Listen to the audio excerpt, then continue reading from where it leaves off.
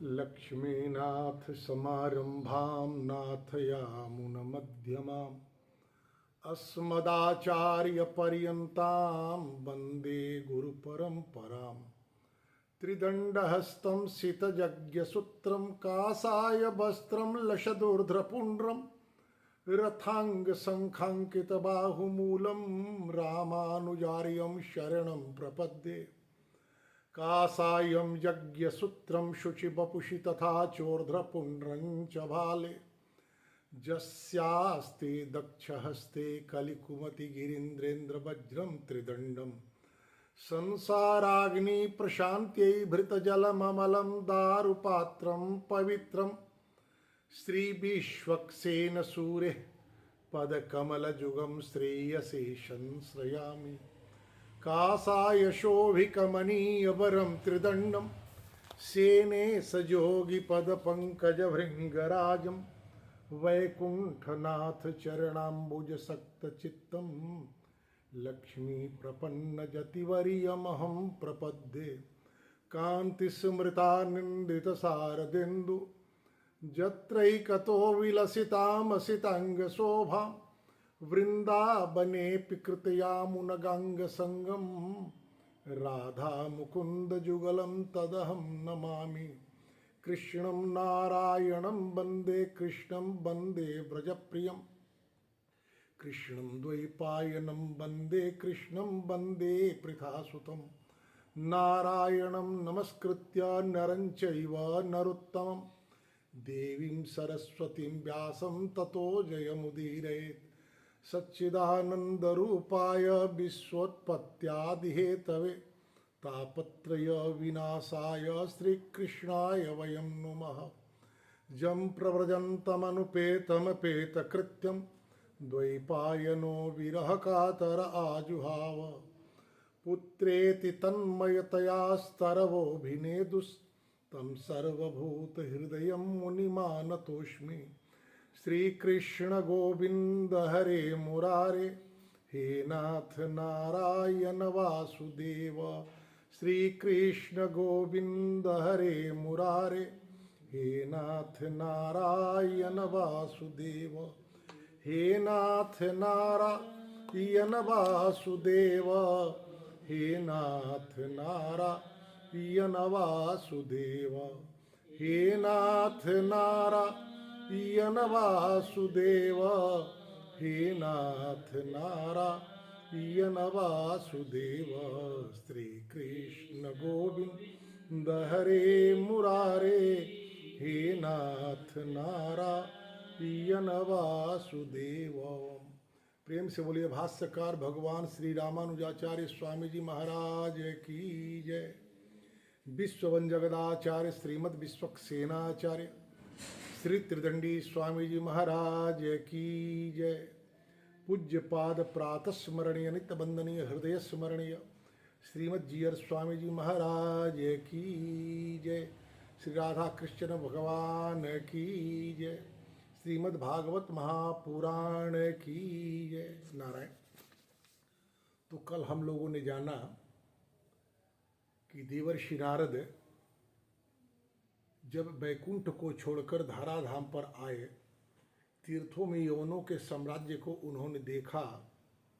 एक तीर्थ से दूसरे तीर्थ घूमते घूमते जब वह वृंदावन गए, वहाँ भक्ति नाम की एक स्त्री अपने ज्ञान वैराग्य नामक पुत्रों की मुमूर्षता के कारण संपूर्ण देवियों के द्वारा सेवित होने के बाद भी खिन्न थी। देवर्षि नारद से उनके साधु होने के नाते उनसे निवेदन की कि आप मेरे ज्ञान और वैराग्य नामक पुत्रों को नव यौवन देकर मुझे सुखी करें। भगवान श्री कृष्ण इस कष्ट को देख करके भी शांत क्यों हैं, ये सारा प्रश्न करती है। देवर्षि नारद जी उन्हें बतलाते हैं कि कलयुग का यह धर्म है, इसके लिए किसी को दोष नहीं देना चाहिए। लोगों के भीतर आसुरी वृत्ति जो आ गई है, उसी के कारण भगवान यह सब चीज देखते हुए भी शांत हैं, प्रयत्न नहीं कर रहे हैं। देवी भक्ति से जब उन्होंने कहा अयम ही तु जुग धर्मो ही वर्तते कश्य दूषणम अतस्तु पुंडरीकाक्ष साते निकटे स्थिता। भक्ति को बड़ी संतुष्टि हुई। वह यथार्थ कलयुग के यथार्थ धर्म को जब जाने तो उन्हें लगा कि नहीं, ये संसार का स्वाभाविक चक्र है, इस समय में इस तरह की स्थितियां बन सकती हैं। इसके बावजूद भक्ति ने भगवान जो देवर्षि नारद से अपने पुत्रों के नव तारुण्य के लिए प्रार्थना की थी, भक्ति का कष्ट दूर करने के लिए देवर्षि नारद ने प्रयत्न किया।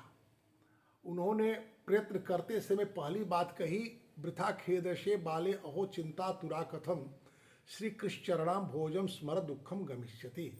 भगवान श्री कृष्ण के चरणाश्रित हो जाओ भक्ति देवी, उनके चरणों का स्मरण करो, भगवान सबके दुख को दूर करने वाले हैं।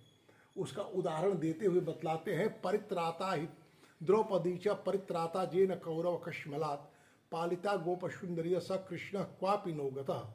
जिस प्रकार देवी द्रौपदी के जीवन में आए हुए संकट को भगवान श्री कृष्ण ने दूर किया, कौरवों के अत्याचार से जो संत्रस्त थी, उस संत्रास से द्रौपदी की उन्होंने रक्षा की और गोप सुंदरियों को भी उन्होंने सनाथ किया।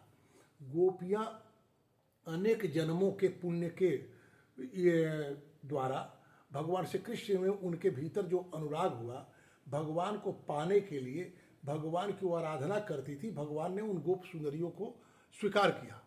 इस तरह से भगवान के अनुग्रह के महत्व को बतलाते हुए कहते हैं कि यदि संसार में यदि कष्ट है तो एकमात्र भगवान का आश्रय ले से ही कष्ट का निवारण हो जाता है, भगवान का अनुग्रह प्राप्त हो जाता है।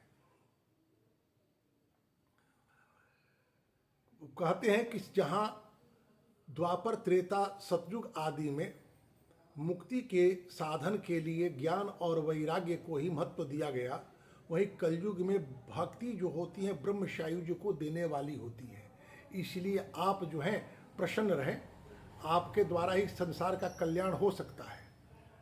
आपको भगवान ने ही अपने भक्तों के कल्याण के लिए, भक्तों के पोषण के लिए धराधाम पर आपको भेजा और तब से आकर के आप भगवान की आज्ञा के अनुसार उनके भक्तों का पोषण करती हैं।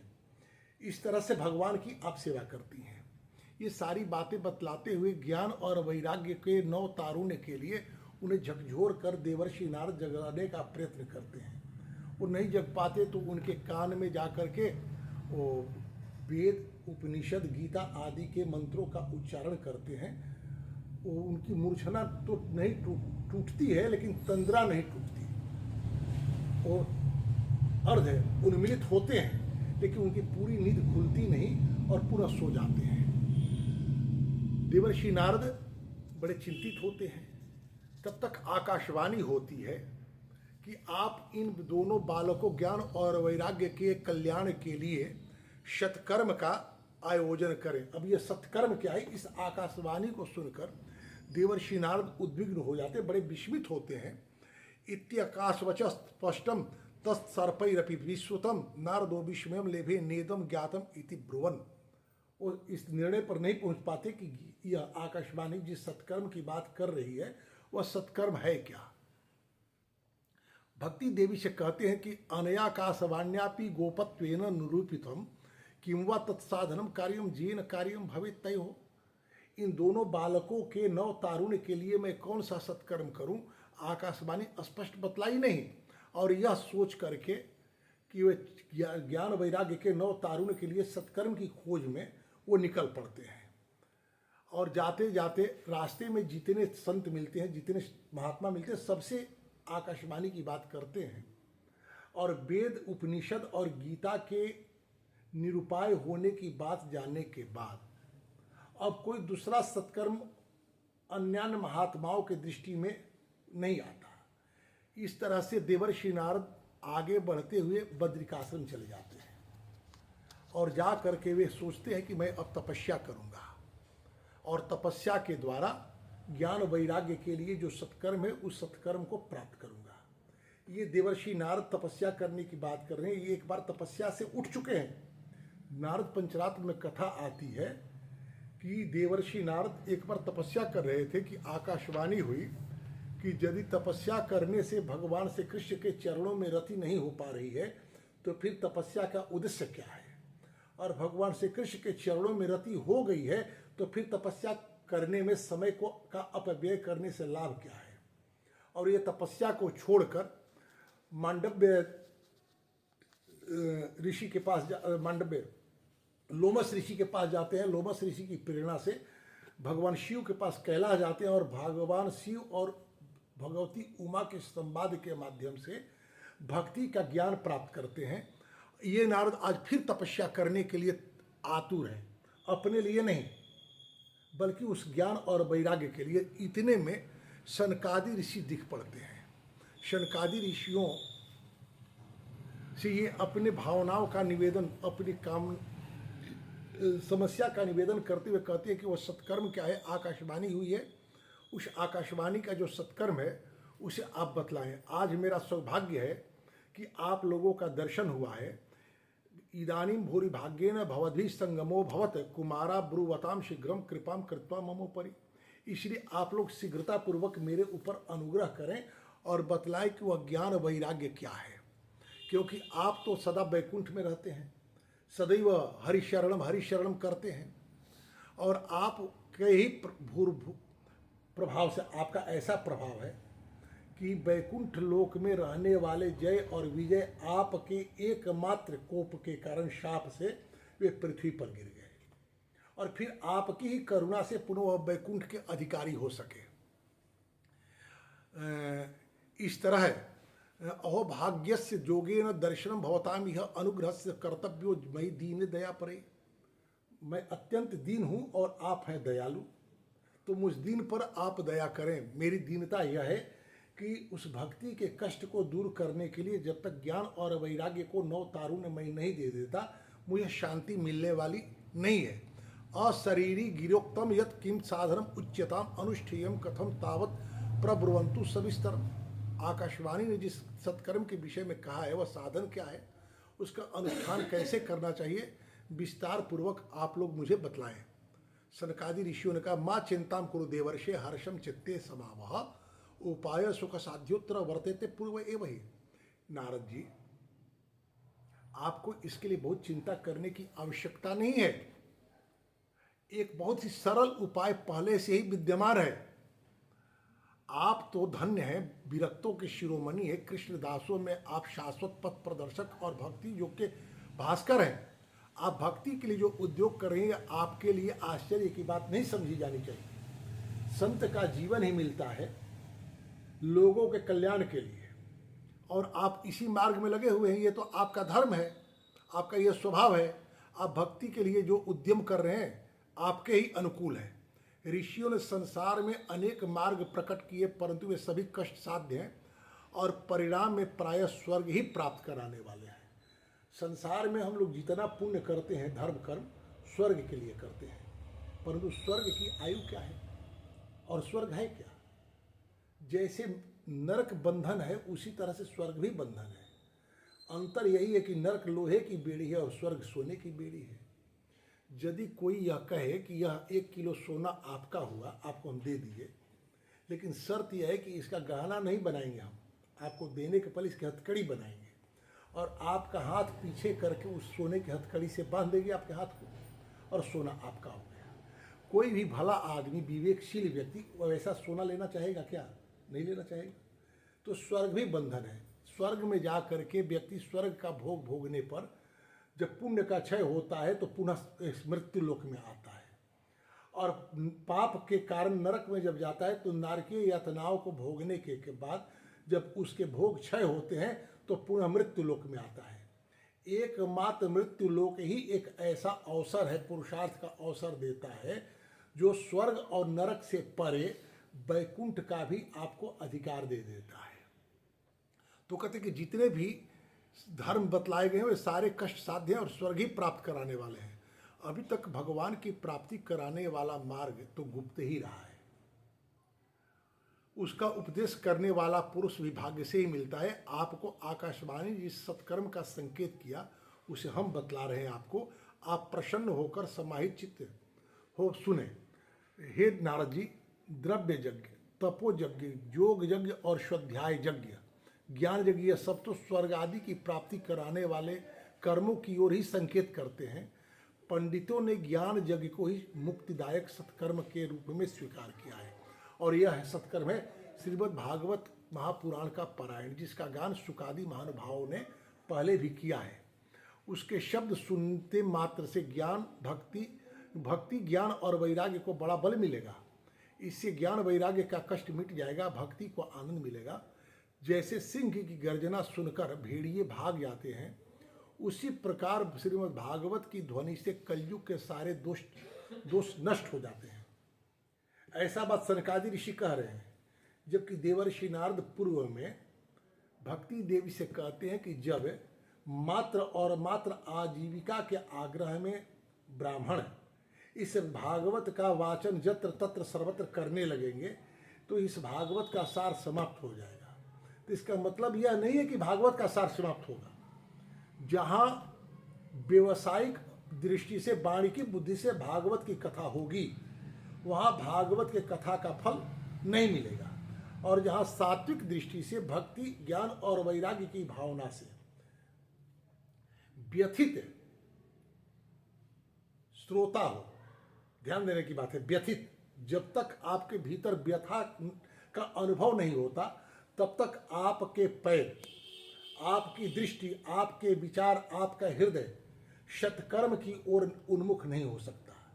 जीवन में यदि सुविधाएं हैं तो उन सुविधाओं की स्थिति में व्यक्ति प्रमत्त हो जाता है, और जब सुविधाएं समाप्त हो जाती हैं और सुविधाओं से भी असुविधा उत्पन्न होने लगती है तो व्यक्ति भगवान के शरण में जाता है और शांति की खोज में सत्शास्त्रों का आश्रय लेता है।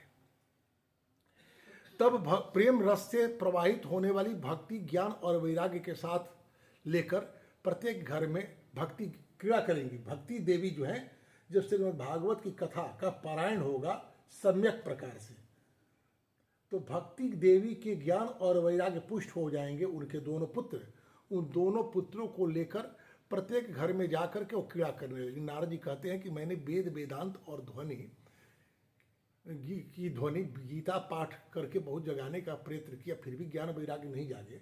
तो श्रीमद् भागवत का वैशिष्ट्य क्या है? आप लोग शरणागत वत्सल हैं, आपका दर्शन कभी व्यर्थ नहीं होता। मेरा यह संदेह दूर करने का कष्ट करें, इस कार्य में और विलंब न करें। सनकादि ऋषियों ने कहा, वेदोपनिषदाम सारा जाता भागवती कथा अत्युत्तमा तत्व भाति पृथक भूता फलाकृति। यह श्रीमद् भागवत महापुराण है जो है वेद और उपनिषद के सार को लेकर फल स्वरूप है।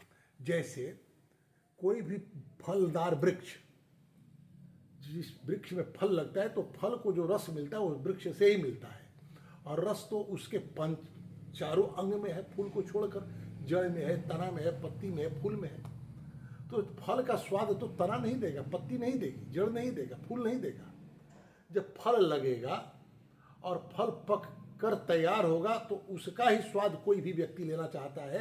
तो इसी तरह श्रीमद् भागवत महापुराण जो है वो ठीक उसी प्रकार का फल है, जैसे कि वृक्षों के रस से पुष्ट हुआ फल अपना संपूर्ण रस देता है। और नारद जी, आपने तो बहुत पहले व्यास देव को जो खिन्न थे, आपने इसी भागवत के चतुश्लोकी भागवत सुना करके उनकी खिन्नता आपने दूर की थी। फिर आप ऐसा प्रश्न क्यों कर रहे हैं? जिस समय वेद वेदांत के पारगामी गीता की रचना करने वाले भगवान वेद व्यास अज्ञान समुद्र में गोता लगा। अज्ञान का अर्थ क्या है? यहाँ पर स्पष्ट लिखा गया है। अज्ञान का की परिभाषा है, मद को अज्ञान कहते हैं। अज्ञान हेतु कृत मोह मदांधकार।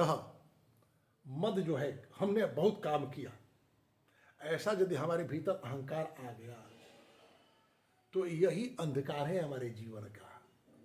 महर्षि वेद व्यास जी चारों वेदों को व्यवस्थित किए, पुराणों का संकलन किए,